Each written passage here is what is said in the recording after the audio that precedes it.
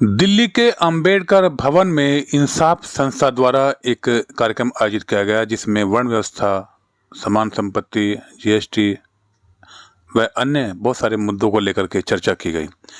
कार्यक्रम में की अपनी राय है, जिसकी पुष्टि नेशन न्यूज इंडिया नहीं करता। धन्यवाद।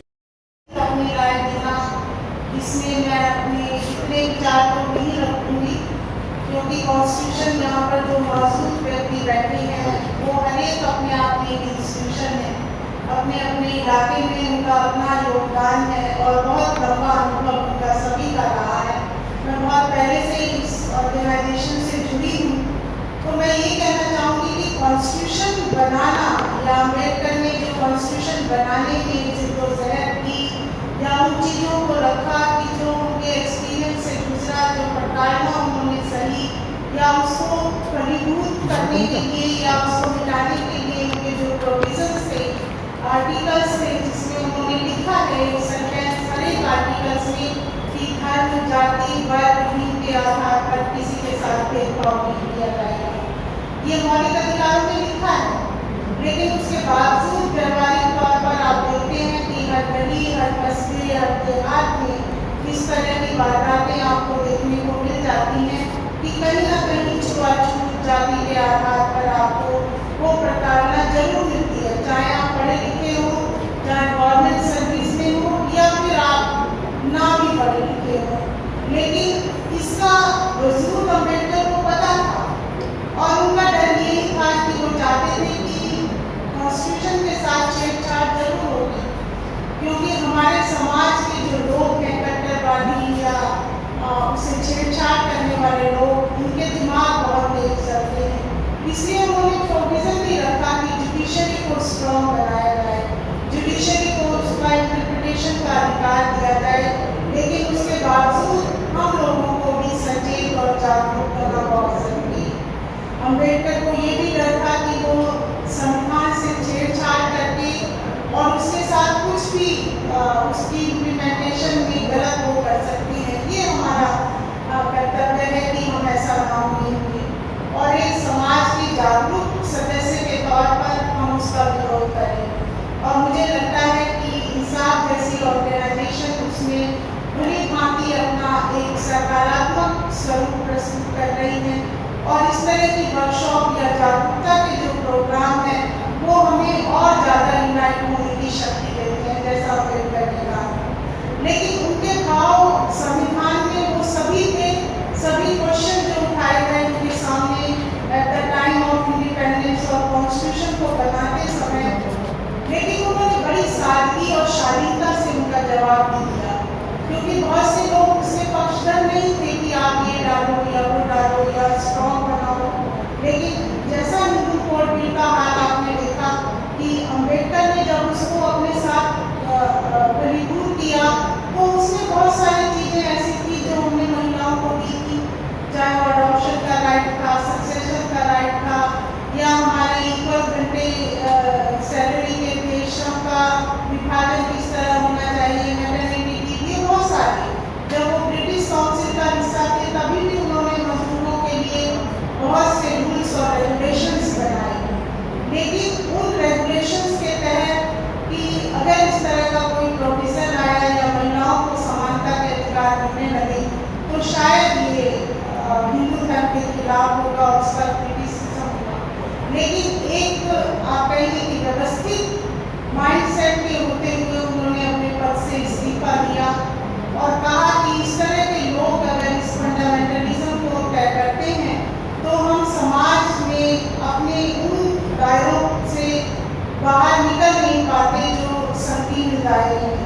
लेकिन उसको निकालने के लिए जैसा उनका अपना मूल्य और एथिक्स थे कि वो कबीर से भी सीखते थे, सीखा उन्होंने फूले से भी सीखा, उन्होंने बुद्ध से भी सीखा, चाहे वो करुणा है, चाहे वो क्रांति है, और क्रांति भी सकारात्मक रूप से की और उसकी प्रतिक्रांति जो शंकराचार्य के रूप में हुई वो भी आपने देखी।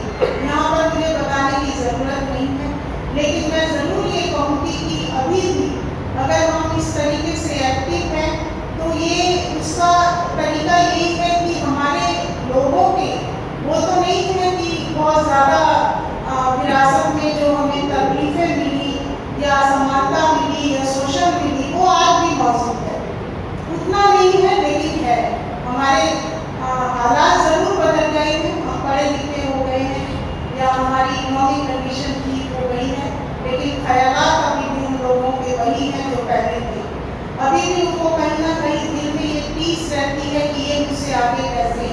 ये लोग आज कुर्सी पर कैसे बैठे हैं।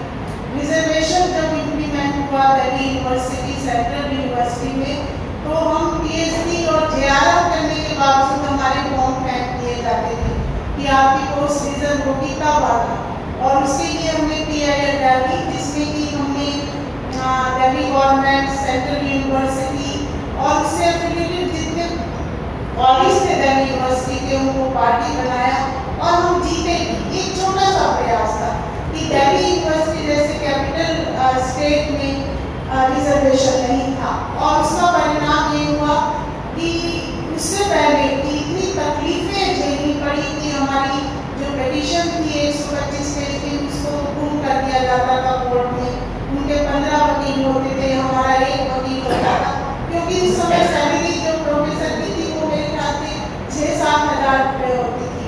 और इतनी बड़ी तादाद में पिटीशन बनाना और उसका गुम हो जाना, रात भर फोटोकॉपी करना, ये बहुत एक स्ट्रगल समय था। और उसके अगेंस्ट में जो लोग आते थे विरोध करने की, अगर उनका डिसीजन आ गया, वो लोग हमारे ही समाज के लोग थे। ये सच्चाई है कि हमें अपने समाज के लोगों से भी, और ये सच्चाई मेरी नहीं है, ये सच्चाई अम्बेडकर की थी कि जो समाज में पढ़ा लिखा वर्ग या सशक्त हुआ इकोनॉमिक तौर पर, वो आज भी उन्होंने बाबुओं के फौज खड़ा करती है, जो आज भी अपने बंद कमरों या ड्राइंग रूम से निकलकर किसी भी तरह समाज का भला नहीं करना चाहते, जो आज भी बड़ी बड़ी गाड़ियाँ, बड़े बड़े बंगलों को अपने सोशल स्टेटस में डालते हैं, लेकिन समाज के लिए जब कुछ काम करने की बात आती है तो नहीं करते हैं। इसलिए सत्ता का जो जरिया है वो आज मौजूद रहेगा, क्योंकि इस सत्ता में कुछ मुट्ठी भर लोगों के लिए काम करते हैं। उनका जो अपना व्यक्तिगत लाभ है उसके लिए वो काम करते हैं। लेकिन अम्बेडकर हमेशा कहते थे कि आप प्रयास करते रहे। हमारे लोग जो अभी इस पीढ़ी के लोग हैं, हमारे बच्चे वो पढ़ लिख गए, बड़ी नौकरी पर रहे, लेकिन उनको जरूर अपनी विरासत के बारे में बताइए।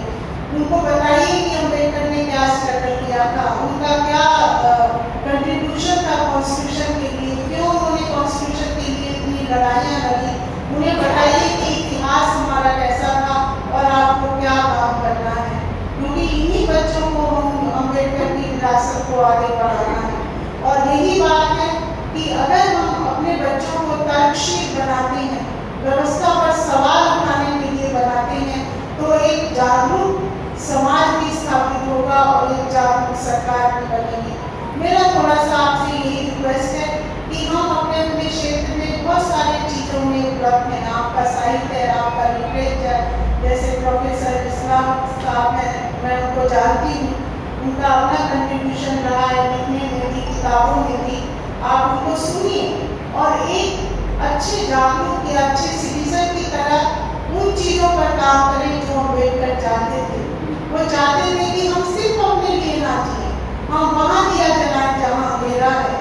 हो सकता है हमारे समाज में कुछ हमारे ही बच्चे ऐसे हैं, भाई के बच्चे या बहन के बच्चे, जो पढ़ने के लिए हैसियत नहीं रखते, तो कम से कम एज ए ऑफिसर हम उन्हें पढ़ा तो सकते हैं।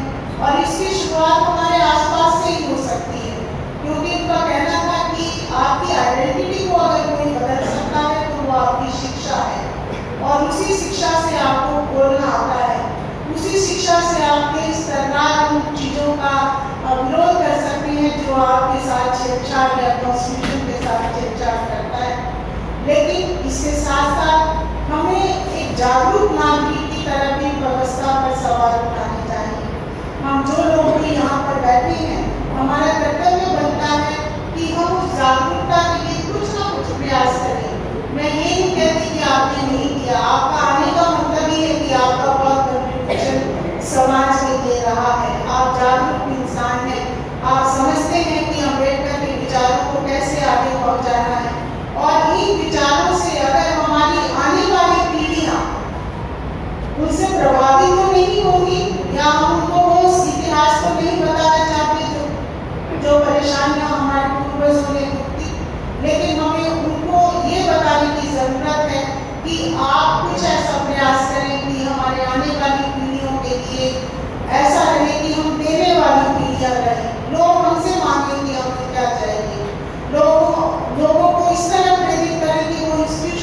में जितना पैसा धर्मस्थलों के लिए खर्च होता है, अगर उतना ही पैसा हम सामाजिक या एजुकेशनल इंस्टीट्यूशन के लिए खर्च करें तो इस भारत की तस्वीर बदल सकती है। कम से कम हम इतना तो कर सकते हैं।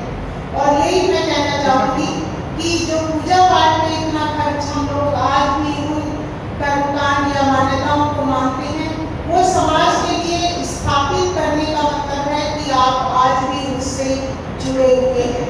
इसलिए हम हमेशा कहते हैं कि हम अम्बेडकरवादी हैं, संघर्षों के आदी हैं। तो कोई भी चीज़ इतनी आसानी से हमें नहीं मिलेगी। और ये भी कहते हैं कि हम ना नास्तिक हैं ना आस्तिक हैं, बल्कि हम वास्तविक हैं।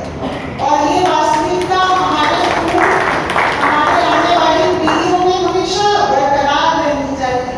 वो खून जो आपने देखा है बहते हुए, अम्बेडकर बहुत परेशान थे आखिर के दिनों में। मुझे पता है कि मेरे फादर मुझसे मिलने जाते थे रात को रोड पर, और वो बताते थे कि जो बच्चों को मैंने या जिन लोगों को मैंने स्कॉलरशिप पे भेजा वो नहीं कर पाए, उन्होंने सिर्फ अपने परिवार के लिए किया। तो वो परिवार से ऊपर उठकर आपको समाज के लिए करना है। आज यहाँ पर जो भी व्यक्ति बैठा है, मेरे जानकार भी हैं बहुत से व्यक्ति, उन्होंने अपने बच्चे, अपने परिवार, अपने समाज के लिए अपना सब कुछ न्यौछावर कर दिया। वो आज भी अम्बेडकर की उन व्यवस्थाओं से जुड़े हैं जो वो चाहते थे। तो ये उनकी देन है कि एक व्यक्ति जो इतने बड़े समाज से लड़ा, इतनी बड़ी कोई डिग्री जो उन्होंने नहीं छोड़ी पढ़ने के लिए, इतना संघर्ष उन्होंने किया, तो क्या हम थोड़े संघर्ष के पर्यायवादी नहीं बन सकते? यही तो हमने अम्बेडकर से सीखा है। और ये भी सीखा है कि हम अपनी इज्जत कैसे करते हैं, कि ये करना कि कोई भी हमारी तौहीन ना करे, कोई हमारी इज्जत के साथ खिलवाड़ ना करे, कोई हमें नीचा ना करे। वो आइडेंटिटी को हमें अपने एजुकेशन से या अपनी शिक्षा के प्रचार से बदलनी पड़ेगी, और बदली भी है। ऐसा नहीं आज हमारे बच्चे बहुत अच्छा मुकाम हासिल कर रहे हैं, लेकिन हम कुछ ये भी चाहते हैं कि वो समाज के उन बच्चों के लिए प्रयास करें जिनके पास कुछ भी नहीं है। अम्बेडकर यही चाहते थे कि अगर गवर्नमेंट बदले या समाज बदले या लेजिस्लेटिव जितने भी लोकल लेवल पर, विलेज लेवल पर, पंचायत लेवल पर कितनी भी व्यवस्थाएं क्यों ना है पॉलिटिकल, लेकिन सोशल और इकोनॉमिक व्यवस्था भी लोगों को अच्छी मिलनी चाहिए। आज जितने भी टैक्स या जितने भी हमारे ऊपर प्रहार हो रहे हैं, वो उसी व्यवस्था का एक हिस्सा है कि कुछ लोगों को मिल रहा है और कुछ लोग और गरीब होते जा रहे हैं। इस व्यवस्था के लिए हमें लड़ना है। इस व्यवस्था के लिए भी लड़ना है कि हमारा हिस्सेदारी हो, हमारा पार्टिसिपेशन हो, हम जिस व्यवस्था में हैं उस मुकाम पर हमारी मौजूदगी दर्ज हो, और हम उस परिचय को कभी ना करें कि हम उस क्लास के वो लोग थे जो कभी प्रताड़ित हुए थे, क्योंकि अगर हम उसमें पार्टिसिपेट नहीं करते तो हम उस व्यवस्था में सुधार नहीं ला सकते। और मुझे लगता है कि हर एक व्यवस्था या इंस्टीट्यूशन में जहाँ जहाँ यहाँ बैठे लोगों ने जॉब की होगी, उन्होंने जरूर प्रयास किया होगा, because if you want to change the system you have to be in the system. आपको उस सिस्टम का हिस्सा बनना पड़ेगा, और उस सिस्टम का हिस्सा बनने के लिए आपको एक लंबी लड़ाई अपने ऑफिस में लड़नी पड़ती है।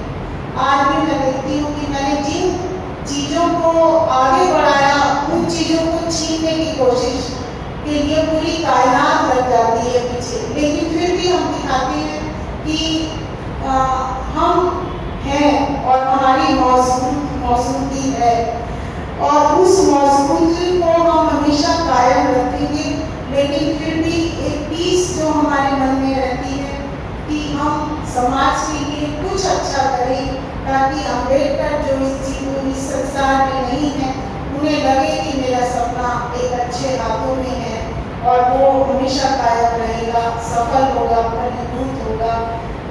और वो सोचते हैं कि हर एक व्यक्ति समाज में बैठा हुआ ये सोचे कि गलत बातों को खामोशी से सुनना और हामी बनना बहुत है फायदे से, मगर अच्छा नहीं लगता। मुझको दुश्मन से भी खुददारी की उम्मीद रहती है, किसी का भी वो सर कदमों में सर अच्छा नहीं लगता। और ये क्यों बाकी रहे, इसे भी जवाब दो कि सबों देखकर और मेरा